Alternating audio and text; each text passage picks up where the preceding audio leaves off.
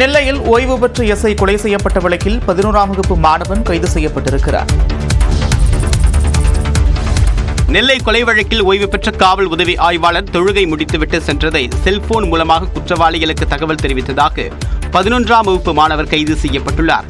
Down தொட்டிப்பால தெருவை சேர்ந்த ஓய்வு பெற்ற காவல் உதவி ஆய்வாளர் ஜாகிர் ஹுசேன் கடந்த 18ஆம் தேதி பள்ளிவாசல் சென்றுவிட்டு வீடு திரும்பிய போது 3 பேர் கொண்ட கும்பலால் கொலை செய்யப்பட்டார். இது தொடர்பாக அதே பகுதியை சேர்ந்த முகமது தௌஃபிக், அவருடைய மனைவி நூர் நிஷா, சகோதரர் கார்த்திக் மற்றும் அக்பர் ஷா ஆகியோர் மீது வழக்கு பதிவு செய்யப்பட்டது. கார்த்திக், அக்பர் ஷா நீதிமன்றத்தில் சரணடைந்த நிலையில் தலைமறைவாக இருந்த முகமது தௌஃபிக்கை தனிப்படை காவல்துறையினர் சுட்டு பிடித்தனர். இதனிடையே சரணடைந்த இருவரை 2 நாட்கள் காவல் எடுத்து காவல்துறையினர் விசாரணை நடத்தியதில் 16 வயதுடைய 11ஆம் வகுப்பு மாணவர் இந்த கொலை சம்பவத்தில் உடந்தையாக இருந்தது கண்டறியப்பட்டது. சம்பவத்தன்று ஜாகிர் ஹுசேன் பள்ளிவாசலில் தொழுகையை முடித்துவிட்டு சென்றதை 11ஆம் வகுப்பு மாணவர்தான் செல்போனில் கொலையாளிகளுக்கு தகவல் அளித்தது தெரியவந்தது. இதையடுத்து அந்த மாணவரை கைது செய்த காவல்துறையினர் கூர்நோக்கு இல்லத்தில் அடைத்தனர். தலைமறைவாக உள்ள நூர் நிஷாவை தேடி வருகின்றனர். இதனிடையே 2 நாட்கள் காவல் முடிந்த நிலையில் கார்த்திக் மற்றும் அக்பர் ஷா ஆகியோர் நீதிமன்றத்தில் ஆஜர்படுத்தப்பட்டனர். மேலும் மருத்துவமனையில் சிகிச்சை பெற்று வரக்கூடிய கிருஷ்ணமூர்த்தியை காவலில் எடுத்து விசாரிக்க காவல்துறையினர் திட்டமிட்டுள்ளனர்.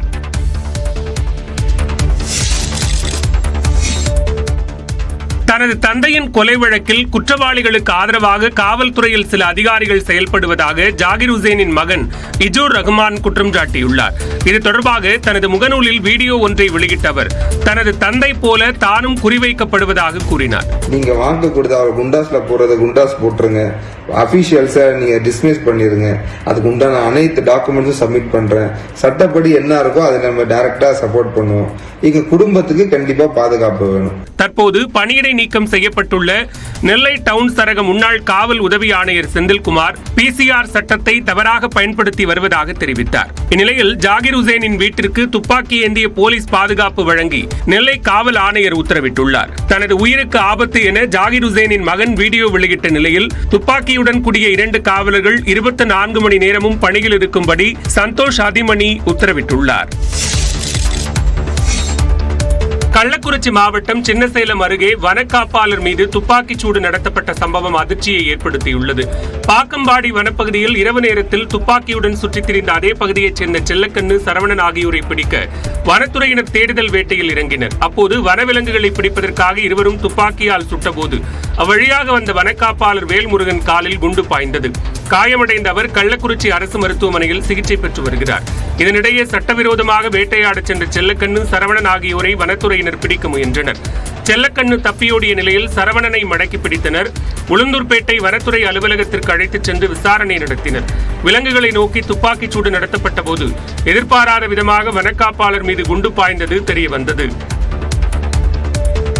மராத்திய அமைப்பினரை கண்டித்து கர்நாடகாவில் கன்னட அமைப்புகள் போராட்டத்தில் ஈடுபட்டுள்ளன.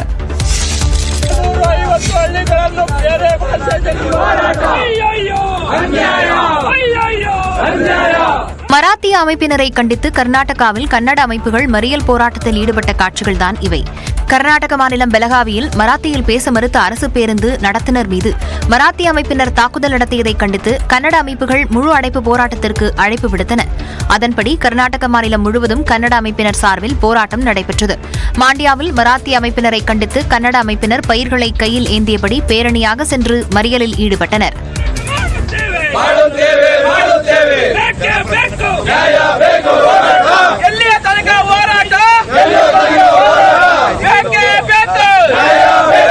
தும்கூரில் கன்னட அமைப்பினர் சாலை மறியலில் ஈடுபட்டதால் போக்குவரத்து கடுமையாக பாதிக்கப்பட்டது. தமிழ்நாடு எல்லையான ஹோசூரில் கன்னட அமைப்பினர் போராட்டத்தில் ஈடுபட்டனர். தமிழ்நாட்டிற்கு எதிராக முழக்கமிட்டவாறு எல்லையை நோக்கி வர முயன்ற கன்னட அமைப்பினரை அம்மாநில காவல்துறையினர் குண்டுக்கட்டாக கைது செய்தனர்.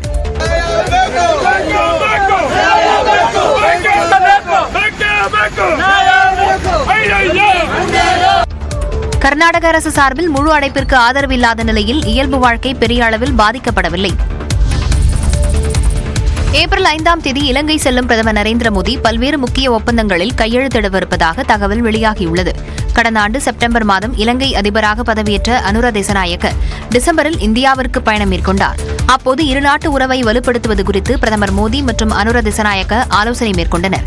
அந்நாட்டு நாடாளுமன்றத்தில் பேசிய அனுர திசாநாயக்க முக்கிய ஒப்பந்தங்களை இறுதி செய்வதற்காக பிரதமர் நரேந்திர மோடி ஏப்ரல் 5ஆம் தேதி இலங்கை வரவிருப்பதாக கூறினார். அப்போது திருகோணமலையில் மின் உற்பத்தி நிலையத்தின் கட்டுமானப் பணிகள் தொடங்கும் என்று திசாநாயக்க குறிப்பிட்டார்.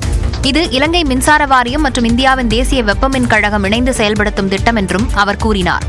இலங்கை செல்லும் பிரதமர் மோடி தமிழ்நாட்டு மீனவர்கள் பிரச்சினை குறித்து பேச்சுவார்த்தை நடத்துவாரா என்ற எதிர்பார்ப்பு எழுந்துள்ளது. நடப்பாண்டில் அரசு பள்ளிகளில் இதுவரை 1 லட்சத்திற்கும் அதிகமான மாணவர்கள் சேர்ந்துள்ளதாக பள்ளிக்கல்வித்துறை தெரிவித்துள்ளது. தமிழ்நாடு முழுவதும் அரசு பள்ளிகளில் மார்ச் 1ஆம் தேதி மாணவர்கள் சேர்க்கை தொடங்கியது. இதில் பெரும்பாலும் 1ஆம் வகுப்பில்தான் மாணவ மாணவியர் அதிக அளவில் சேர்ந்துள்ளனர். தமிழ் வழி பாடத்திட்டத்தில் 1ஆம் வகுப்பில் இதுவரை 72,646 மாணவர்களும், ஆங்கில வழி பாடத்திட்டத்தில் 19,053 மாணவர்களும் சேர்க்கப்பட்டுள்ளனர். எல்கேஜி, யுகேஜி மற்றும் 2 முதல் 8ஆம் வகுப்பு வரை 9,980 மாணவர்கள் சேர்ந்துள்ளனர். மாணவர் சேர்க்கை தொடங்கி 15 வேலை நாட்களில் மொத்தம் 1,06,679 மாணவர்கள் சேர்க்கப்பட்டுள்ளதாக பள்ளிக்கல்வித்துறை தெரிவித்துள்ளது. இன்னும் கால அவகாசம் இருப்பதால் கூடுதல் மாணவர்கள் சேர வாய்ப்பு உள்ளது. எங்க சார் ஊருக்கு போயிருக்காங்க, வந்த உடனே கட்ட சொல்றேன். காலையில ப்ராப்பரா சொல்லணும் இல்லையான்னு கேளுங்க. சொல்றீங்க மேடம், எங்களுக்கு அங்க பிரஷர் சொல்லிட்டாங்க. அவங்க என்ன சொன்னாங்களோ அவங்க சொல்லிட்டாங்க. கடலூரில் நிலுவை சொத்து வரியை வசூலிக்க கடப்பாறையுடன் மாநகராட்சி ஊழியர்கள் வீட்டு உரிமையாளர்களுக்கு மிரட்டல் விடுத்து அடாவடியில் ஈடுபட்ட காட்சிகள்தான் இது. கடலூர் மாநகராட்சியில் வீட்டு வரி, சொத்து வரி என பல கோடி ரூபாய் வரி வசூல் செய்யப்படாமல் நிலுவையில் உள்ளது. வரி செலுத்தாதவர்களின் கடைகள் முன்பு குப்பை வாகனங்களை நிறுத்தியும், வீடுகளுக்கு முன்பு பொக்லைன் மூலம் பள்ளம் தோண்டியும் வசூல் வேட்டையில் ஈடுபட்டு வந்தனர். இந்நிலையில் புதிய முயற்சியாக மாநகராட்சி வரி வசூல் செய்யும் ஊழியர்கள் வீடு வீடாக கடப்பாறையுடன் சென்று வரி செலுத்துங்கள் என்றும், இல்லையெனில் வீட்டை இடித்து விடுவோம் என்றும் கூறி மிரட்டல் விடுத்த வீடியோ காட்சி வெளியாகி அதிர்ச்சியை ஏற்படுத்தியுள்ளது. வண்ணாரப்பாளையத்தில் ஒரு வீட்டிற்கு கடப்பாறையுடன் மாநகராட்சி ஊழியர்கள் சென்ற நிலையில் அந்த வீட்டின் உரிமையாளர் மார்ச் 31ஆம் தேதி வரை அவகாசம் உள்ள நிலையில் 1 வாரத்தில் வரியை கட்டுவதாக முறையிட்டுள்ளார். ஆனால் மாநகராட்சி ஊழியர்கள் இன்றே வரி கட்ட வேண்டும் என்று மிரட்டல் விடுத்துள்ளனர்.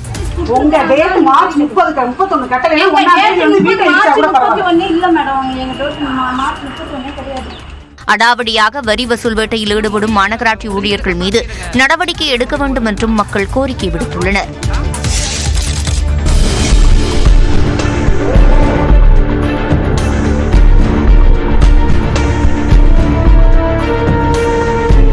காரைக்குடியில் பிரபல ரவுடி மனோஜை 4 பேர் கொண்ட கும்பல் சுற்றி வளைத்து கொடூரமாக வெட்டிய சம்பவத்தின் சிசிடிவி காட்சி நெஞ்சை பதைப்பதைக்க வைத்துள்ளது.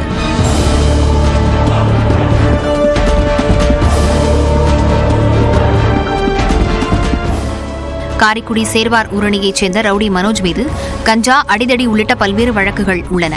கஞ்சா வழக்கில் கைதாகி ஜாமீனில் வெளியே வந்த மனோஜ் வெள்ளிக்கிழமையன்று காரைக்குடி வடக்கு காவல் நிலையத்தில் கையெழுத்திட்டு இருசக்கர வாகனத்தில் திரும்பியுள்ளார். அப்போது காரில் பின்தொடர்ந்து சென்ற கும்பல் இருசக்கர வாகனத்தின் மீது மோதியது. இதில் நிலை தடுமாறி கீழே விழுந்த மனோஜை காரிலிருந்து இறங்கிய கும்பல் சரமாரியாக வெட்டியது. இந்த கொலையின் சிசிடிவி காட்சி தற்போது வெளியாகியுள்ளது.